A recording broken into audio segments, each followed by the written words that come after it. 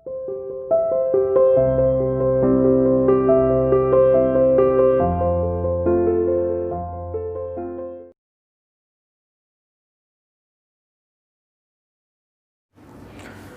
morning students, how are you?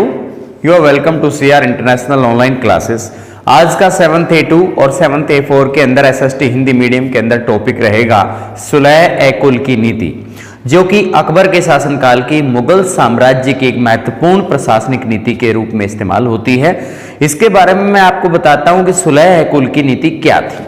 सुलह-ए-कुल की नीति, जैसे कि इसके नाम से पता चलता है कि सुलह यानी शांतिपूर्ण, सर्वत्र शांति की एक नीति थी, सहिष्णुता को अपनाने की एक नीति थी, जो धार्मिक उन्माद और कट्टरता का जो वातावरण उस समय बन रहा था, एक धर्म के लोग दूसरे धर्म के लोगों से नफरत करते थे, कहीं कहीं धार्मिक हिंसा, सांप्रदायिकता देखने को मिलती थी।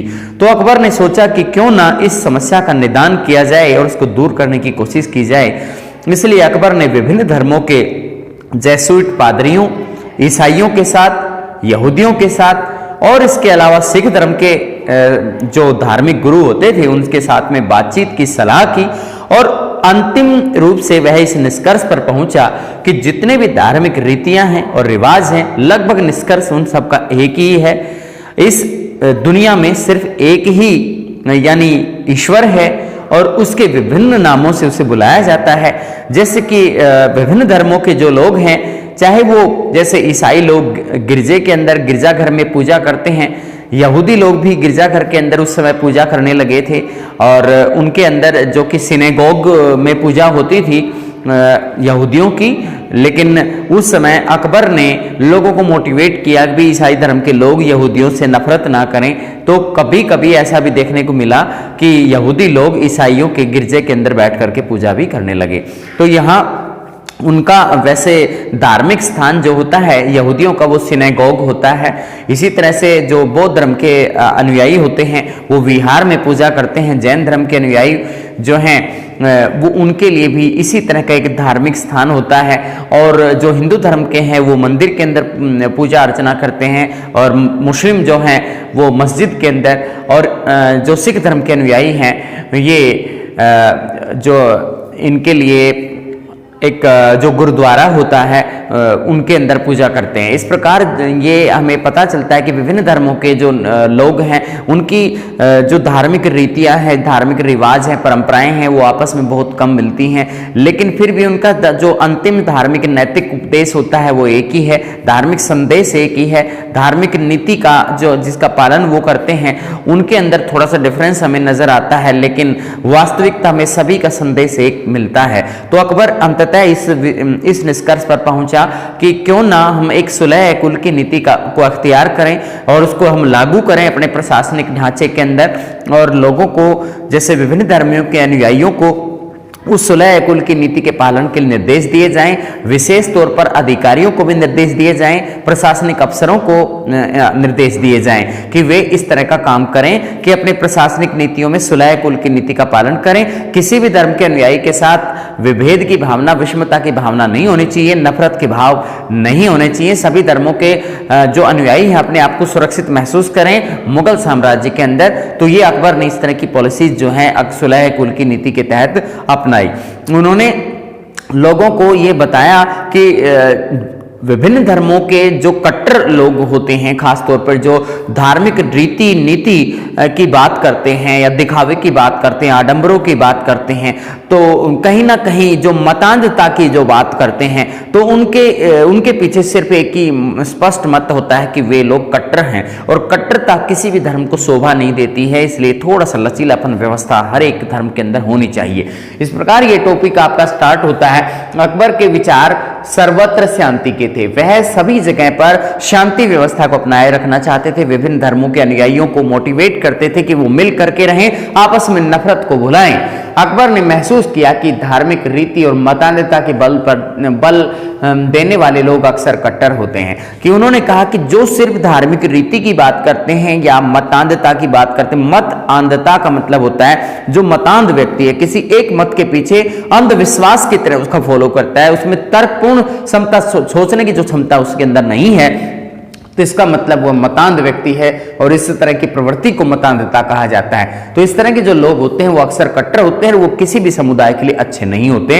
इस तरह की कट्टरता की वजह से ही आज के समय में जो मुस्लिम धर्म के लोग हैं ISIS जैसे आतंकवादी संगठनों या अलकायदा जैसे आतंकवादी संगठनों से जुड़ते हैं और वो जिहाद का नाम लेकर के लोगों में धार्मिक भावनाएं भड़काते हैं और जिससे हमारे देश के अंदर और बाहर भी धार्मिक दंगे और आतंकवाद की समस्या को पैदा कर रहे हैं। इस प्रकार जो नेक्स्ट टॉपिक है सहिष्णुता की धारणा।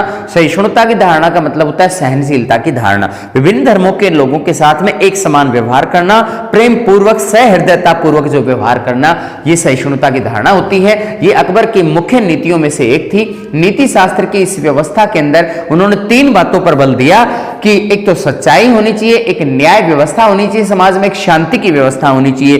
तीनों का जो मेल होगा उसे हम सहिष्णुता या सुलह कुल की नीति, सर्वत्र शांति की नीति के रूप में जानेंगे। तो नीति शास्त्र में 3 चीजों की व्यवस्था की गई है, एक तो सच्चाई, एक न्याय और एक शांति। इन तीनों चीजों पर नीति शास्त्र की व्यवस्था उन्होंने मानी है और उन्होंने इस नीति को अपने शासन में, प्रशासन में हर जगह पर लागू भी किया।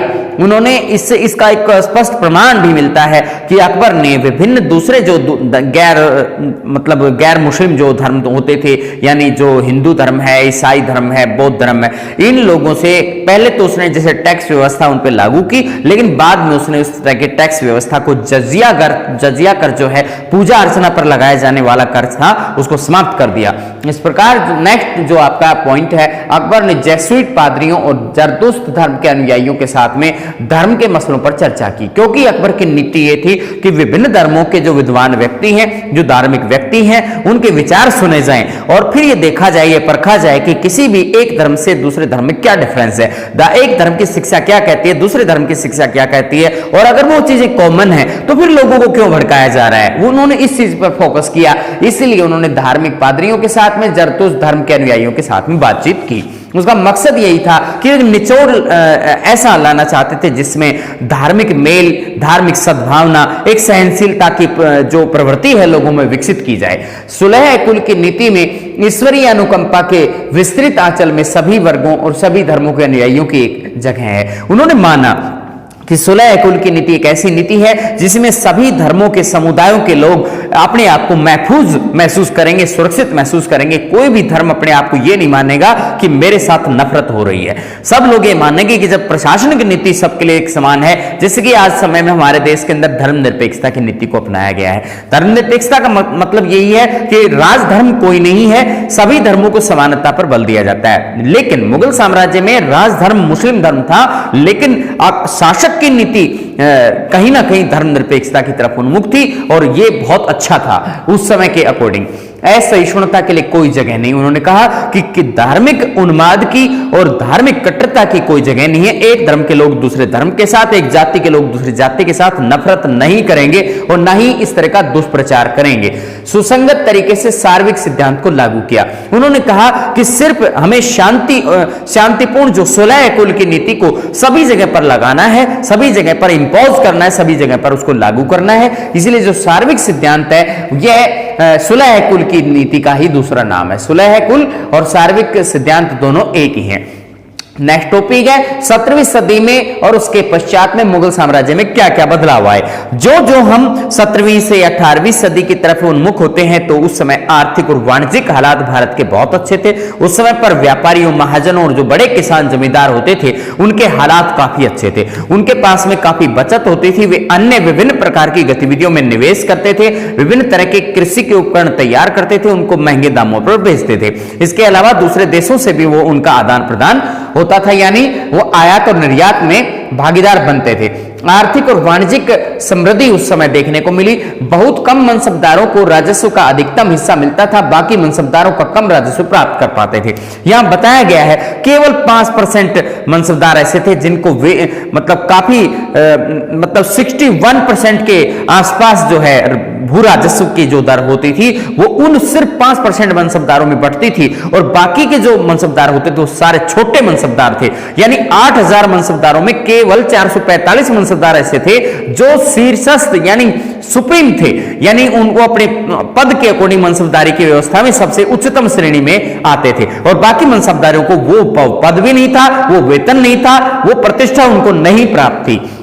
इसके बाद व्यापारी और महाजन अन्य वस्तुओं में निवेश करते थे और मुगलों कुलीनों के पास में धन और वैश्य संसाधन अधिक थे। यहां व्यापारी और महाजनों के बारे में बताया गया कि किसानों के हालात इतने अच्छे नहीं थे, केवल बड़े किसानों के पास में एक्स्ट्रा निवेश करने के लिए बचत होती थी, लेकिन छोटे किसान सिर्फ अपना गुजारा करते थे, पेट पालते थे।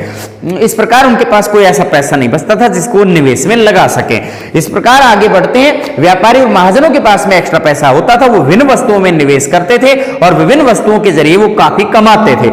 इसके बाद मुगलों और कुलीनों के अंदर जो बताया गया कि मुगलों में कुलीन वर्ग जो है, अभिजात वर्ग जो है, उनके पास में धन की कोई कमी नहीं थी, वो उनके पास हर तरह के संसाधन पर्याप्त मात्रा में मौजूद थे। इस प्रकार ये आपका जो टॉपिक है, इसके अंदर हमने अकबर के विभिन्न तरह के विचारों पर प्रकाश डाला। इस दौरान अकबर के विचार है वो सभी जगह शांति फैलाने के रहे। अकबर ने महसूस किया कि धार्मिक रीति के साथ में, मतान्धता की प्रवृत्ति के साथ में जो लोग आगे बढ़ता है वो डेफिनेटली एक अक्सर कट्टर व्यक्ति है और वो सांप्रदायिकता फैलाने के लिए जिम्मेदार है। नेक्स्ट, असहिष्णुता की धारणा के तहत उसने कहा कि सहिष्णुता की धारणा सभी धर्मों के लिए जरूरी है, सहनशीलता की प्रवृत्ति प्रत्येक धर्म के अनुयायी में होनी चाहिए। नीति शास्त्र की उसकी व्यवस्था में उन्होंने बताया कि इसके 3 आधार होते हैं, सच्चाई, न्याय और शांति। ये समाज के अंदर बनी रहे तो बहुत अच्छी व्यवस्था समाज में होगी। अकबर ने जैसूट पादरियों के साथ विभिन्न धार्मिक समुदायों के जो नुमाइंदा जो ज्ञानवान व्यक्ति होते थे, ज्ञानी लोग होते थे, उनके साथ में विचार विमर्श किया और विभिन्न मसलों पर उन्होंने एक निष्कर्ष निकालने की कोशिश की। अकबर ने सुलह कुल की नीति को बहुत ज्यादा महत्व दिया और उन्होंने सभी धर्म के अनुयायियों को एक समान माना। असहिष्णुता की नीति के लिए बताया कि इसकी कोई उनके साम्राज्य के अंदर जगह नहीं है और सुसंगत तरीके से उन्होंने सुलह कुल की नीति को सब जगह पर लागू किया। अगले टॉपिक में 17वीं सदी में मुगल साम्राज्य के हालात बदल रहे थे। पहले उसकी इतनी अच्छी स्थिति नहीं थी, बाद में उसकी स्थिति बहुत बेहतर हो गई।